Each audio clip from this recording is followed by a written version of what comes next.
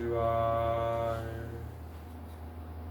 काशी की पवित्र धरा से मैं आचार्य वेंकटेश शर्मा शंख साधना की ज्ञान यात्रा में आपके साथ जुड़ने के लिए तैयार हूँ। स्वस्थ मित्र बने और स्वस्थ मित्र बनाएं कि आज 16वें दिन की यात्रा में आप सबका फिर से स्वागत है। शंख असंख दुखों का निवारण, पुस्तक का जीवन के प्रति संदेश।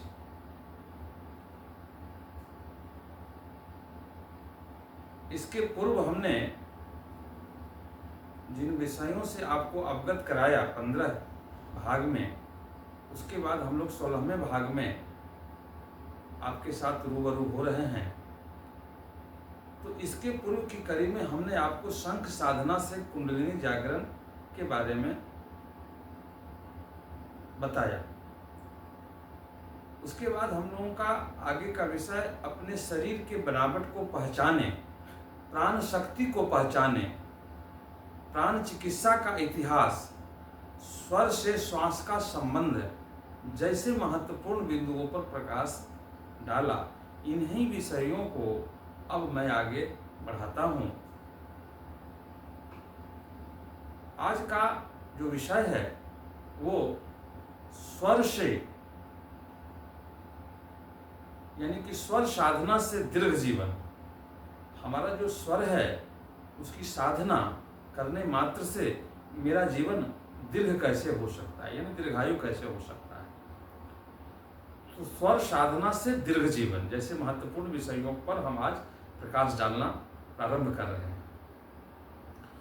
एक सांस की औसत लंबाई, हमारी जो सांस है उसकी औसत लंबाई जो होती है, जब नाक से बाहर निकाली जाती है तो लगभग 12 इंच का होता है।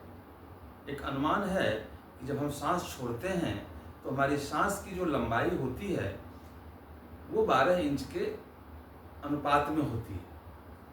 लेकिन उसका हम कैसे गणना कर सकते हैं, इसके बारे में भी समझने का कोशिश करते हैं। आप अपने नाक से धागे का एक टुकड़ा पकड़कर और दूसरे छोर पर, यानी कि श्वास जहाँ छोड़ते हैं, जहाँ अंत होता है, उसको आप देखेंगे तो आपको पता चलेगा कि वो धागा जो है कितने दूर तक सांस की गति को पहचान लेता है। यदि आपकी सांस लंबी या छोटी है तो धागा उसी के अनुसार चलेगा। बहुत गहरी सांस लेना बहुत हानिकारक भी हो सकता है, जबकि सामान्य सांस लेना फायदेमंद हो सकता है। यह भी ध्यान देने योग्य है कि नींद के दौरान जब हम सोते हैं तो उसके दरमियान जो हम सांस लेते हैं उसकी लंबाई लगभग 30 इंच लंबी होती है। इसीलिए 6 घंटा से अधिक सोने की सलाह नहीं दी जाती है, यानी 6 से 7 घंटा तक आप मैक्सिमम सो सकते हैं। इसी तरह भोजन के दौरान सांस की लंबाई आमतौर पर लगभग 20 इंच हो जाता है, यानी कि हमारा जब भोजन जब हम करते हैं तो सांस की जो लंबाई होती है लगभग 20 इंच तक होती है। इस प्रकार श्वसन प्रणाली को अत्यधिक काम करने से रोकने के लिए बार बार खाने से बचना चाहिए। बीमारी के दौरान अगर हम बीमार होते हैं तो उस दरमियान में सांस लेने का दर बढ़ जाता है। जैसे कुछ ऐसी बीमारियां हैं जहाँ की हमें श्वास की गति तीव्र हो जाती है, जहाँ रोगी को अधिक लंबी सांस लेनी पड़ती है, उसमें 70 इंच तक श्वास की दूरी हो जाती है। यह एक गंभीर और संभावित जीवन खतरे की स्थिति को अंकित करता है। इसका मतलब ये है कि जीवन जो है वो एक बहुत खतरनाक मोड़ पर हो जाता है। एक जीवित प्राणी की जीवन की लंबाई उसके श्वसन गतिविधि से प्रभावित होती है। यह माना जाता है कि प्रत्येक जीवित प्राणी को एक उच्च शक्ति द्वारा पूर्व निर्धारित संख्या में श्वासें दी जाती है। ये मान्यता है कि जितना हमारी आयु होगी और जितना हम अपने जीवन को बेहतर तरीके से श्वसन क्रिया को यानी सांस की प्रक्रिया को बेहतर बनाएंगे तो हमारा जीवन दीर्घायु हो सकता है। एक बार जब यह संख्या समाप्त हो जाती है, जब हमारी संख्या ये समाप्त हो जाती है तो हमारा जीवन समाप्त हो जाता है। यानी कि प्राण शक्ति, प्राण का संबंध जीवन से है, यानी स्वर का संबंध प्राण से है, इसीलिए प्राण ऊर्जा की बात हो रही है।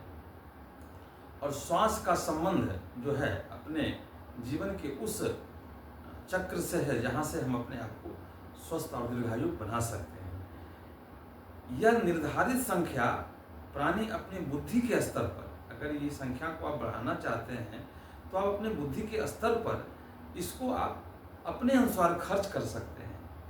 जैसे यदि वह अपनी सांस का बुद्धिमानी से उपयोग करे, व्यक्ति अगर अपने सांस को बुद्धिमानी से उपयोग करे तो वो अधिक लंबे समय तक जीवित रह सकता है।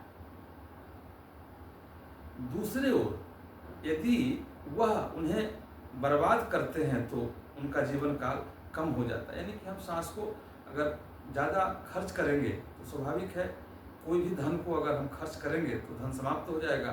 तो जीवन ही धन है और धन का जो संबंध है वो जीवन से है। तो श्वास हमारा धन है, हमारी प्राण ऊर्जा है और वो प्राण ऊर्जा ही हमारा जीवन का आधार है। तो आम तौर पर एक इंसान एक दिन और रात में लगभग 2,16,000 सांसें लेते हैं। मान के चलिए कि इसको मूल्यों में नहीं तौली जा सकती है, क्योंकि 2,16,000 बार आप अपने श्वास को लेते हैं। जब आप सामान्य गति से श्वास लेते हैं तब की बात है, यानी कितना खर्च करना ही करना पड़ता है। हालांकि जो लोग इसे कम सांस लेते हैं, माने सांस जो कम लेते हैं, वो बहुत लंबे समय तक जीवित रह सकते हैं, ऐसा माना जाता है, क्योंकि वे अपने श्वसन पूंजी का संरक्षण कर रहे हैं। ऐसा माना जाता है कि वो अपने श्वास की जो गति है उसको सामान्य करके अपने उसको संरक्षित कर रहे हैं। यह सिद्धांत सभी जीव प्राणियों पर लागू होता है। एक जानवर जितना कम सांस लेता है वह उतना ही लंबे समय तक जीवित रह सकता है। अब सिद्धांत जो कहता है कि कोई भी प्राणी को अधिक श्वास लेने की आवश्यकता नहीं है, क्योंकि वो किस अवस्था में श्वास अधिक ले सकता है। साधारण कामकाज करने में 12 बार, दौड़ धूप करने में 18 बार और मैथुन कार्य करने में 32 बार प्रत्येक मिनट के हिसाब से श्वास चलती है। इसलिए विषय और लंपट, जो लंपट कार्य में हैं, जो मनुष्य लंपट कार्य में हैं, उनकी उम्र घट जाती है। और प्राणायाम करने वाले लोग, अभ्यासी जो होते हैं, वो दीर्घकाल तक जीवित रहते हैं, क्योंकि वो श्वास को अपनी स्थिति को संरक्षित करते हैं। तो हमारा जो है स्वर से श्वास का संबंध, जैसे महत्वपूर्ण बिंदुओं पर स्वर साधना का जो महत्वपूर्ण विषय का जो भाग चल रहा है, इस भाग को लेकर हम फिर आगे अगली कड़ी में मिलेंगे आपसे। और हमारा आशा और विश्वास है कि आप इस कड़ी को अपने मित्रों, अपने सहयोगियों में इसको भेजेंगे और स्वस्थ मित्र बने और स्वस्थ मित्र बनाएं।